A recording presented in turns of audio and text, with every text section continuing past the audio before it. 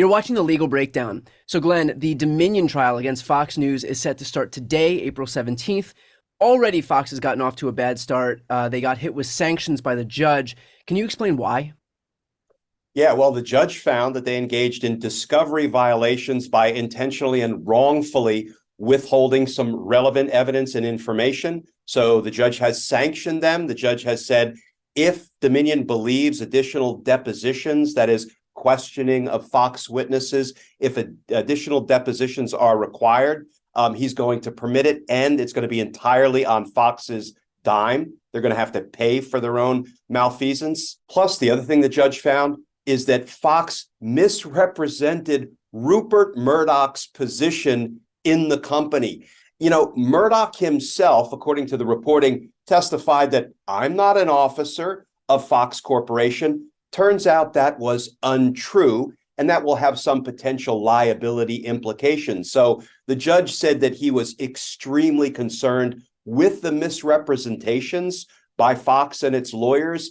And, you know, he has entered this one sanction against Fox, but he has said there may be more sanctions coming. The one that he mentioned was he might appoint a special master to begin to dig in behind the scenes to see what else Fox may have been withholding or misrepresenting. So, you know, this could not be a worse start for Fox in this litigation. Just as a quick aside, how important is the human element in terms of not pissing off the judge here?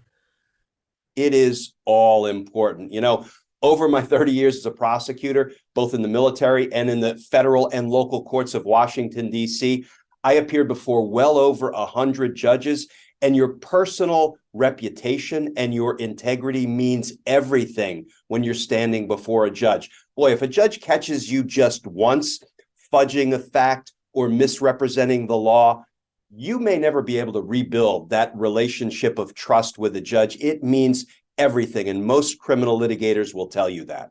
But if this is a jury trial, how important is that relationship with the judge if ultimately it's just going to be up to those people who sit on the jury to make their determination?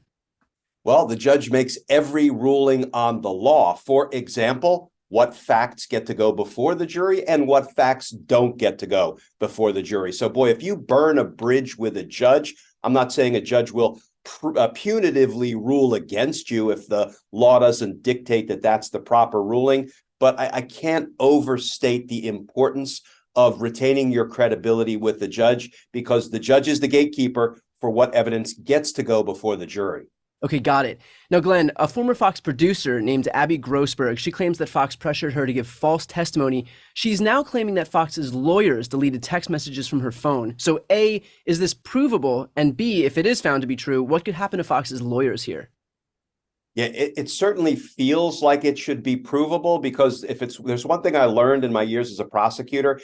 So often I would have the bad guys, my defendants, delete things from their phone, and the FBI or the Secret Service Forensic Division, which we often use to do our forensic work on phones and computers, they could almost always retrieve it. So you got the underlying evidence, which was typically bad for the person who was deleting it. Plus, you got the consciousness of guilt because they tried to delete it. It was kind of a win-win for prosecutors. And it looks like, you know, Abby Grossberg has brought her own lawsuit against Fox, claiming at least two things. One, Fox lawyers and others at the network bullied her, pressured her, coerced her into making misrepresentations to try to protect Fox and the anchors. That is a pretty big deal. And then second, as you say, she has indicated, and this is part of her lawsuit, that at one point Fox lawyers took her phone and things were deleted. Relevant information that would have been damaging to Fox, that information was deleted.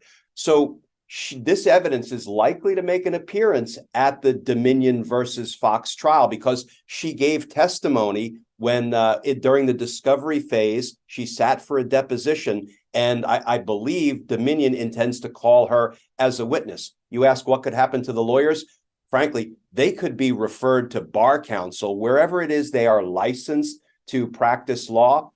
They could be referred to their bar counsel. They could be investigated. They could be sanctioned. And, you know, if they engaged in intentional misconduct, urging a witness to lie or or deleting evidence so that it couldn't be used in a trial, that could very easily be a disbarable offense. And the right wing, the right wing here is where law licenses go to die in this country. Tell you what. Okay, so let's move over to this trial here. This trial begins today. It won't be televised. Why is that? Because the judge has ruled it won't be televised, which is the norm in the courts of Delaware, I would hasten to add. And, news organizations have not only written to the judge, but I think one intervened, file a motion to try to get the judge to reverse course. As of right now, it looks like there are still some issues to be decided by the judge about, one, whether it will be live streamed. And it looks like it may be live streamed, so at least people can dial in and listen to the audio. But two, it looks like at this point, the judge said he's not inclined to let news organizations record the live stream and rebroadcast the audio from the trial. To me, Brian, that feels unworkable because you're going to have people who are calling in, listening to the live stream. They're going to be recording it. And I have a very hard time believing it's not going to pop up all over social media. But that is the state of play right now. But I think the judge is still kind of working through the issues. I find it extremely ironic that Fox News complained that they didn't want anything broadcast, no video, no audio. And their stated reason was that they wanted to preserve the integrity of the trial proceedings. Well, if that were true, they probably wouldn't have told Abby Grossberg the lie or deleted relevant evidence from her phone. Yeah, nothing like a news outlet trying to block transparency here. Gotta love it. Glenn, what will the first few days of this trial now look like? Yeah, so we're in jury selection right now. And as soon as that concludes, they'll move into opening statements. I think it will be really worth trying to dial in if it is live streamed to hear what kind of a defense the Fox lawyers come up with, because there have been some pretrial rulings by Judge Eric Davis that have made liability all but a lock. What do I mean by that? So Judge Davis has already ruled that as a matter of fact, Fox News broadcast lies. That's got to sting, right? The judge also ruled that Fox cannot offer a defense that, well, we were broadcasting these lies because these lies were being told on behalf of the president of the United States or by surrogates for the president of the United States. The judge ruled that is not a proper defense. I am really interested to see just how creative the Fox lawyers are coming up with some kind of a straight-faced defense to try to sell to the jury. What do you presume their defense could be in this scenario? I don't think they have much of a defense on the merits. If they're smart, I think what they will do is focus all of their time, their energy, and their attention on the valuation question. In other words, they can try to throw up some half-baked defense like, well, we really did not all of us at Fox Corp knew that these were lies. We thought some of this might have been based in fact, even though it proved not to be the case. I think they're going to give up the ghost ultimately on the defamation piece. I think they should probably focus all of their energy on, okay, if we did do something wrong, what were the damages that Dominion suffered? Because Dominion wasn't a $1.6 billion outfit. How can they possibly be suing us for $1.6 billion? Now, let me hasten to add, I don't know the valuation of Dominion voting systems. I don't know what their future earning potential is or how badly they've been crippled by the lies Fox told. But I think that's where the Fox lawyers would be well advised to place all their time, all their focus, all their energy on the valuation question. Okay.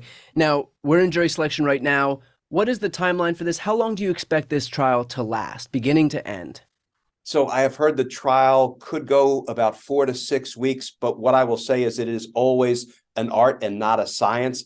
I've been in the position of having to predict how long a trial will last, and I almost always get it wrong. Yeah. Typically, it goes much longer than the parties anticipate. That's because, when you have a jury and the judge in this case is seating 12 jurors and 12 alternate jurors, which I've never had. I've had a maximum of 6 alternate jurors in a 6-month RICO trial. So I found it interesting that the judge is going to seat as many alternate jurors as regular jurors. That to me is a tell that they may think this thing is going to continue for months. But, the devil's in the details, and we'll know soon enough. Okay, and let's finish off with this. How are you following along with this case?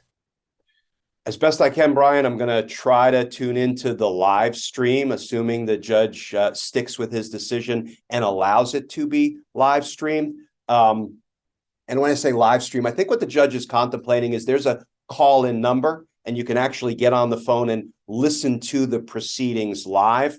That's going to be tedious. It's going to be time-consuming. I will be keeping up with the reporting by all of our stalwart reporters that we know we can rely on to bring us the blow by blow in full color as best they observe it. There are about 200 seats available for people to go to Delaware, sit in the courtroom, and observe and report about it in real time. So it's going to take a lot of time and energy and effort, but we'll keep up with it as best we can. Great. And for anybody watching, if you want to keep up with that case in particular, make sure to subscribe. The links are right here on this screen. I'm Brian Tyler Cohen.